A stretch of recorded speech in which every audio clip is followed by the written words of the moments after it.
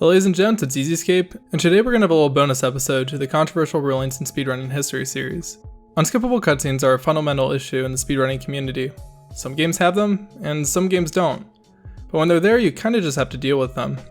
I know in longer Japanese RPG games, having long unskippable cutscenes is kind of a blessing, because it's nice to have a little break to use the bathroom, refill on water, or to just move around a little bit after sitting for multiple hours. But some games are all about the action, and it can kinda suck to have to wait there for a cutscene that you've seen for the 10,000th time. And while speedrunners do sometimes have the power to fight back and find ways to skip these unskippable cutscenes, this will never be the case for every game.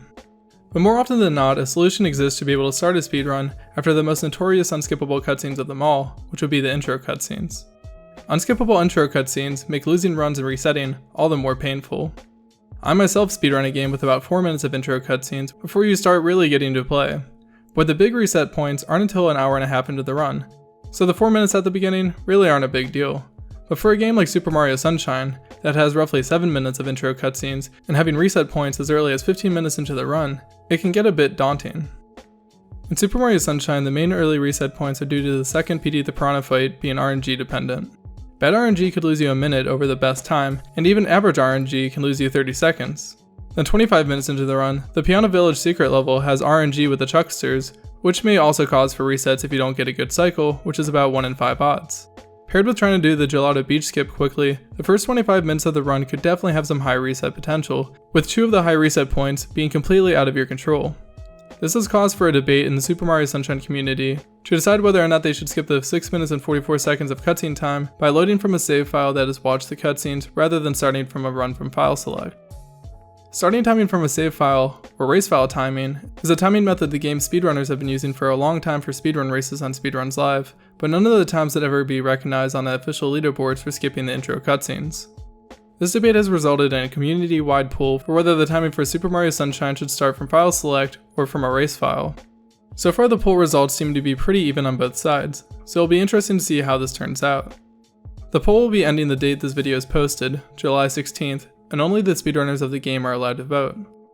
So the benefits are pretty obvious for race file timing, which would be to skip the normally unskippable intro cutscenes. But what exactly are the negatives? Well, the first and most prevalent issue is that paired with the 2 long cutscenes you skip with a race file, you also skip some gameplay. The first bit of gameplay is only about 5 seconds long, running from Peach to the Flood, and the next is a little over 20 seconds long to kill the Piranha Plant mini-boss. Generally in speedrunning, timing either starts when you turn the console on, which really isn't a common method of timing that is used anymore, but speedrun communities like Super Mario 64 still use it. Next would be starting timing on New Game, which is also what a lot of communities use. And the last one is timing starts when you gain control of your character, which is otherwise known as SDA timing, as it was a standard method of timing on the Speedrun website hub, Speed Demos archives, and many games decided to keep it. None of these timing methods fit what Super Mario Sunshine would be doing with starting from a race file, since they would be skipping gameplay. Now Super Mario Sunshine isn't the first game that has had to deal with unskippable intro cutscenes, so let's take a look at how other games that have made changes in the rules in regards to intro cutscenes have dealt with them. Jak and Daxter 1, the precursor legacy, was in a similar dilemma as Super Mario Sunshine, because the opening cutscene for the game is 6 minutes and 10 seconds long, which is pretty close to the same amount of time.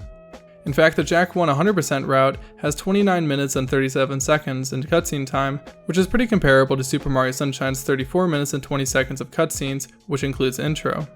So it would actually be a bit over 35 minutes if the Jak and Daxter run did include the intro cutscene, which would actually make it a bit longer than Super Mario Sunshine. Fun facts aside, the way that Jak and Daxter speedrunners deal with the intro cutscene is by loading a save file for the first area in the game, Geyser Rock, with nothing collected.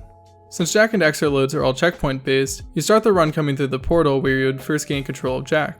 The interesting thing that Jak and Daxter speedrunners do is they remove their memory card while the game is loading the level. Why would they do that? Well, there are 2 very convenient side effects from doing so. The first one is it disables the autosave function, which means while you're speedrunning, it won't be saving over your speedrun file, and you won't have to make a new file each time. The next one is that when the game notifies you that the autosave option is disabled, a window will pop up before Jak enters the level. This gives speedrunners the perfect way to start their speedruns by pressing OK and starting their timer at the same time, and they're good to go. Objectively, this solution is great for the community, because the only drawback I managed to find was that you don't have to watch the intro cutscene, which is kind of the point of the trick. It hinders the speedrun in absolutely no way, so I think it's a great solution. The next game I'll be talking about is Sly Cooper. Sly Cooper is a relatively small community with about 20 active members, but only a few months ago the community was severely struggling with about 11 runners. The game's numbers were dropping due to people not wanting to run the game because of the 7 minutes of unskippable cutscenes, including the intro cutscene after the tutorial, which is about 2 minutes and 28 seconds long. The intro cutscene is actually very easily skippable by loading a new game right after you start a new game. No, like seriously, you just press new game, pause, then you load a new game. Easy as that. So since speedrunners run their game from a save file, this means this cutscene is skipped every time at the start of runs and has been like this for a long time. But in April, the community decided to speedrun the game while skipping all of the unskippable cutscenes. But how is this possible? Because like I said, all of the cutscenes in the game aren't skippable. In Sly Cooper, if you've already viewed a cutscene on a save file, it becomes skippable. So via a glitch in the game, it's possible to load a new game file that is located in the beginning area of the game, Paris, right before you watch a cutscene on an already completed save. Once you've finished watching the cutscene and save over that new game file, it will now have the ability to skip whichever cutscenes you watched. Rinse and repeat for every cutscene in the game, save the file, and you now have a new game file that has the ability to skip all cutscenes. This method of skipping cutscenes is really fascinating because it is essentially like playing the game on a New Game Plus, but with the only NG Plus benefit being the ability to skip cutscenes, and there are no other drawbacks. I think the solution to the unskippable cutscenes in the game is a great one. If the Sly speedrunning community initially had the ability to skip cutscenes, then they definitely would have. Sometimes you gotta get creative to figure out ways to skip cutscenes like these, and as long as it doesn't interfere with the rest of the game, then I say what's the harm? Other games have skippable cutscenes and you don't see anybody else complaining. If you guys would like more details on how to set up a save file like this, I've included a tutorial video made by Zenthro, the world record holder for the game, in the description. The next game is Luigis Mansion. Whenever you play back through Luigis Mansion on a file with an already completed save, a benefit of this is that you get to skip the intro cutscene, which is about 3 minutes and 35 seconds long. In this example, the game has pretty much already done all the work for the speedrunners to try and figure out how to skip the intro cutscene. But another feature that gets unlocked after you beat the game is a game mode called Hidden Mansion.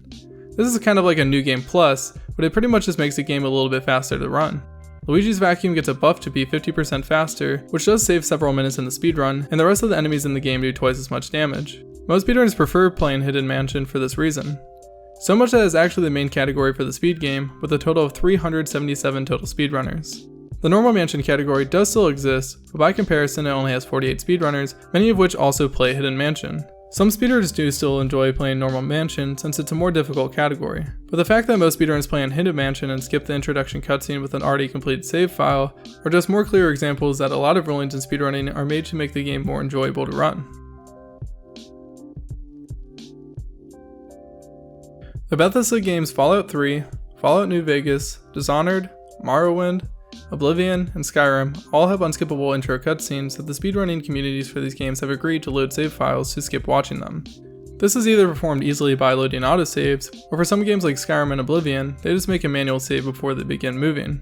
These save files will be consistent for everyone because there aren't any inputs that speedrunners can do before they are created to benefit them in the run besides creating their character, unless they were to move before making their save, which I'm sure somebody would notice. So now speedrunners can take their time and create their character that they would like to use, and make a save file with it. This method of timing would probably also be used for the game Fallout 4, except the game starts out so quickly there isn't any point. Fallout 4 does have a pretty lengthy introduction sequence, with both long cutscenes and, to be honest, pretty lackluster gameplay, which account for the first 7 minutes and 33 seconds of the world record holder's run. The beginning of the speedrun is about 2 minutes and 40 seconds of walking around Nate's house progressing through the story as fast as possible to finally be able to go outside. The next 33 seconds is spent running to the vault. After this, the next 4 minutes and 20 seconds is spent in cutscenes, and a little bit of walking through the vault. Some speedrunners of the game didn't like the fact that they had to play through this introduction part of the game, and wanted to get straight into the action, so they proposed to start timing for the game when you gain control of your character in the vault. Majority ruled in favor of not doing so because it skips several minutes of gameplay which it is possible to gain or lose time to. But in order to accommodate the people who didn't want to play through the introduction, a subcategory was made called any % no intro. Speedrunners could either use a community-made save file which had the optimal stats and character used in the world record run, or they could load from their own autosave file with whichever character they wanted and stats. Since this change, there have only been 9 runners who have submitted runs for the category, compared to the 36 who run the main category. The main drawback that I see if they were to adopt this method of timing the game as a default timing is obviously the point of skipping several minutes of gameplay which are part of the game. Although this isn't an extremely comparable example to Super Mario Sunshine, it is still a pretty close one which results in favor of people not skipping what a lot of people would consider dull gameplay. The next game I'll be talking about is BanjoKazooie. BanjoKazooie, similar to Luigis Mansion, has the ability to skip the intro cutscene by having an already completed save of the game. This is done by simply hovering the save file that has those cutscenes watched and then starting a new game. For this reason, most runners have their completed save file on the first save file, and apparently the third save file is supposed to have less lag when starting a new game, so they use that one. This also skips another 1-minute cutscene whenever they enter the lair for the first time. But the most interesting thing that the BanjoKazooie speedrunning community does is a glitch called Furnace Fun Moves, which allows new game files to have most moves already unlocked other than the moves that require resources, because you wouldn't want to have access to these resources anyways at the start of a run. So the way this glitch works is while in Furnace Fun, the game stores all of your moves in a temporary memory address, which it uses to give and take away your moves depending on the situation in Furnace Fun or the minigames in it. When dying or entering a loading zone, the temporary address is cleared and the moves are given back. The thing is, this memory address isn't cleared if you game over while on a minigame. By accessing certain loading zones, it's possible for this memory address to return items to Banjo, even if it's a new game. So if you start a new game and enter Gruntilda's lair, the next loading zone you enter, in the speedrun's case Mumbo's Mountain, the new game file will have all the moves unlocked. So you might be wondering, why is this allowed? Well, going back to what I explained in the beginning of the BanjoKazooie example, the community already uses a completed save file to give the benefit of skipping cutscenes. So by saying skipping cutscenes is allowed with a completed save, but transferring moves of the same exact save isn't, creates a slippery slope. So the community had to decide, would they both be allowed, or both be banned for the rules to be consistent? The community rolled in an 8-4 favor of allowing it, and 3 years later this has remained the standard for the community. Some other games that skip intro cutscenes include Portal 1, which has a 53-second cutscene at the very start. On average, the speedrun is only around 9 minutes long, which causes for a lot of resets, so skipping the intro cutscene is really helpful for getting more runs off per session. The way that they skip the cutscene is by having a save file that everybody in the community uses, with their timer set to start at 53.01 seconds to make up for the intro cutscene time. This decision was made back in 2015. Well, I really can't say it was a decision. This idea was proposed by the speedrunner Noir, who couldn't stand watching the intro cutscenes anymore. But even after he proposed this idea, top runners continued running the game like normal. But Noir just started doing it for his own attempts. And one day Noir got the world record in the inbounds category, and it was with the Vault Save file. Since Vault Save was already a pretty popular proposal, all it took was one runner getting world record using it, and then using that influence to lead the rest of the community. Although decisions like these should always probably be a community vote, this was still a pretty interesting way that it ended up getting implemented. Half-Life 1 also lives from a community-made save file that skips a lengthy tram ride unskippable cutscene, which is about 6 minutes long in pretty much the same fashion. There are some additional issues that could occur when using save files to skip intro cutscenes that I came up with, which would be that if by loading a save, the RNG of the area would always be the same, whereas it would have always been different when resetting the game manually, it would no longer become a viable way of running the game. Because this means that in order to compete for world record contention, the start of the game would be more about who could save their game with better RNG, and less about who could deal with the true random elements that could normally happen at the start of the game. But who knows? Maybe if a game's speedrun community found a way to make sure that everyone would be able to get the same RNG patterns, and it also eliminated the need for resetting so much, then I could also see it being a viable way to run the game if a community chose to do so. The next would be if a game had different version releases which had different intro cutscene times, you would essentially be nerfing the faster version and making the slower version a little bit faster to run. To go back to the example of the game I speedrun, Fullmetal Alchemist 2, during the 4 minutes of cutscenes at the start of the game, the Japanese version actually saved 7 seconds over the US version, which would mean if I chose to skip those cutscenes, those 7 seconds of time save would no longer matter. I'm not sure how much this would affect the speedrunning community, but while I'm talking about Japanese, I should also mention that when a speedrunning community makes certain decisions like these, the Japanese communities, or really any other community that probably isn't directly involved with speedrun.com discussion, should also be considered when making rules for a speedrun. And these are pretty much all of the different issues that I could see arising from skipping intro cutscenes, and how a lot of games that have seen this as an issue have dealt with them. So now back to Super Mario Sunshine. I think in all of this discussion, there has been a huge point that has been completely left out. Because like I said before, the biggest reason people are against the race file being made is because it skips gameplay at the beginning, which is something that not even the short list of games I did include really do. But would this really be the first time a decision like this is being made?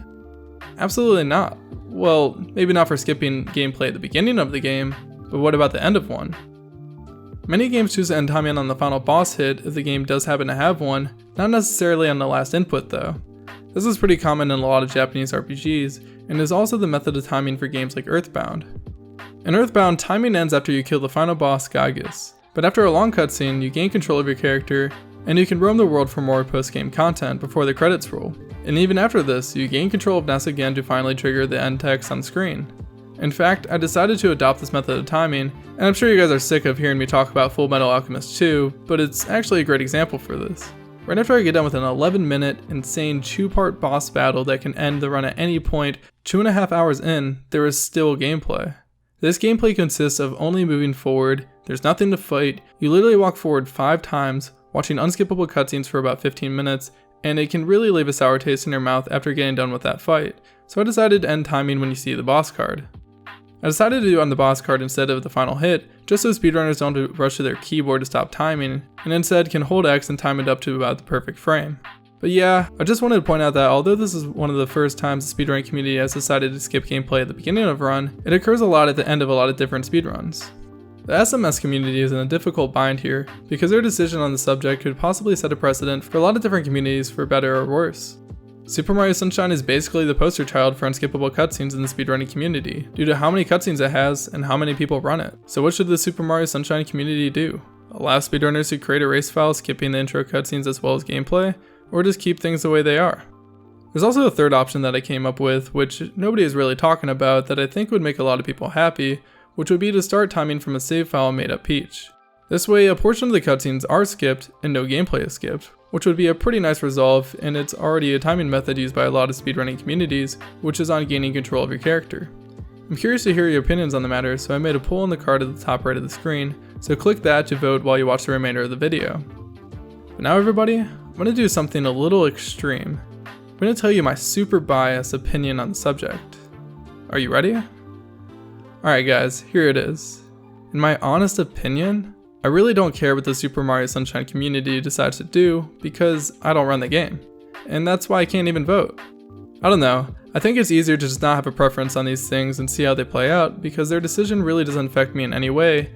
And other than the fact that if they go forward with race file, it can justify me skipping gameplay in my speed game, which I certainly won't do. Alright everybody, I hope you enjoyed the video. If you did, be sure to leave a like as it's the best way to show support. I recently opened up a speedrunning merch shop because people have been asking me to set up a Patreon for a while now, but I didn't think it really made sense to accept money for content that I would be making anyways, so instead I went with something that you guys can get something out of too, which for right now is a Super Mario BLJ design. More designs will be added to the store later. Special thanks to the Super Mario Sunshine moderators, Kaffelon, AverageTrey, and Samurai Man for helping me out with the information in this video. If you guys like this kind of video, I have more in-depth videos on controversial speedrunning topics and an entire playlist in the description. Well, that's all I have to say guys. Subscribe for more speedrunning related content, and as always, I hope you have a beautiful life.